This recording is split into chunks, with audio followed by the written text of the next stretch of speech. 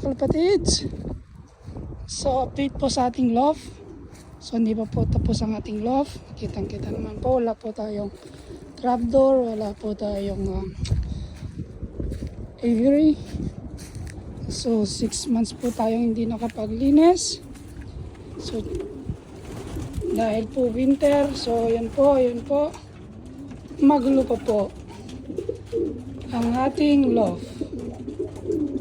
So tayo po ang cook. So hindi po tayo nakapaglinis kasi nga po malamig ang panahon dito sa USA. So nag-breed po tayo mga 3 weeks ago kasi po naninigas po yung itlog nila pag winter po tayong nag-breed, no? So marumi pa po, marumi. Hindi tayo, pasensya na po sa mga kumakain. So yan po ang update. Siguro po next week, no, maglilinis po tayo at gagawin natin ng paraan para medyo gumanda itong loft natin.